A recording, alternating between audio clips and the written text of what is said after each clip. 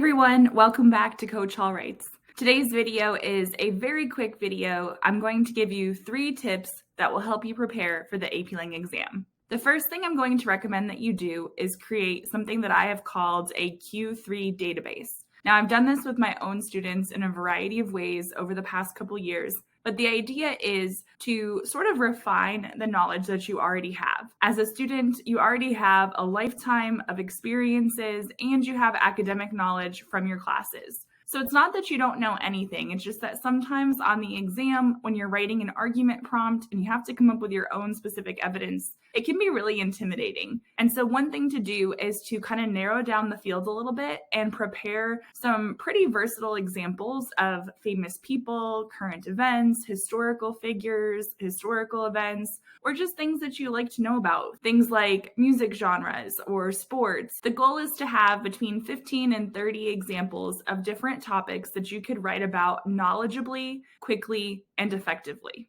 If you want to access a copy of the Q3 database that I'm giving my students to do before the exam, then check out the description box below. There you will find a link that will make a copy for you in your Google Drive, and you can try it out as well. The second tip is to practice timed essays. This is absolutely crucial. Now, you might already be doing this in your AP Lang class, but if not, I recommend that you set aside some time, maybe on a weeknight after school if you're free, or sometime on a weekend, where you can time yourself for the amount of time you would get on that essay for the exam. So for a synthesis essay, because you have to read the sources, I recommend spending between 50 and 55 minutes on it.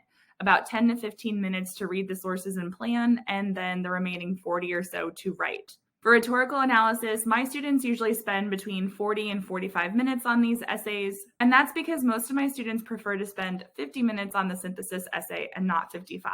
They like those extra 5 minutes to be added to rhetorical analysis. And then lastly, for an argument essay, you're going to want to spend approximately 35 to 40 minutes with that one. I would recommend deciding on which essay type you think you struggle with the most and practicing that one first. If you're looking for prompts to use, it's okay to use something that you've already written about in class, or you can go on the College Board website where they have the past exam prompts. Another option might be to ask your teacher to assign something to you on AP Classroom. However, the stuff on AP Classroom is usually digital, and it is good to practice handwriting your essays because the exam is going to be pencil paper. When you write your essays, don't forget to use a blue or black ink pen like you would on the exam. Now, as far as scoring, it might be intimidating to try to score this yourself, but you can access the AP Lang rubrics. You can also look at release samples from the College Board and compare your work to the work that has been scored by AP readers. Something else that you might consider doing is something that I call a double timed write. I do this with my students at our final study session. We have 3 study sessions during the year and they're after school. At our last study session, I time them for about 85 minutes and I give them a Q2, so rhetorical analysis, and Q3 argument prompt that they've never seen before. And they have to complete those 2 essays in that 85 minutes. We also do a mock exam slightly earlier in the year. That way they can get used to pacing as well. So if you're considering practicing timed essays, I would recommend the double timed essay as well after you've done a few timed writes. And if your school offers a mock exam, whether it's broken up over a period of days or if it's all at once, definitely take that seriously because that is a great opportunity to figure out your pacing for the real test. The next tip is to ask questions and get feedback. I recommend starting with your AP Lang teacher because your teacher knows you pretty well by this point in the year. You can start by talking to your teacher or looking at the feedback that your teacher has given you on your assignments.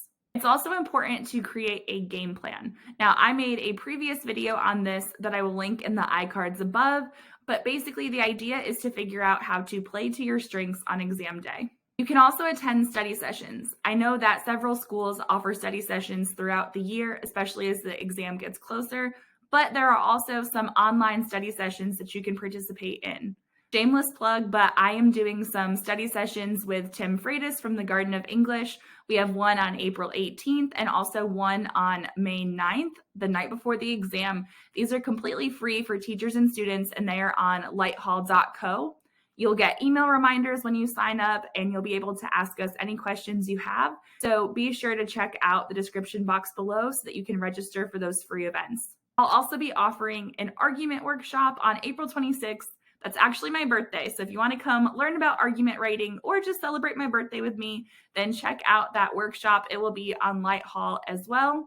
Earlier this month, I did a rhetorical analysis workshop on Lighthall, so I will link the recording of that in the description box below in case you're looking for rhetorical analysis tips. Also, make sure that you're following here on YouTube and go follow Coach Hall Writes on TikTok. I will be going live on both platforms before the exam in an effort to answer more student questions. So like I said, be sure to check out the description box below. There you will find links to the Q3 database that I was talking about, as well as the upcoming free study sessions.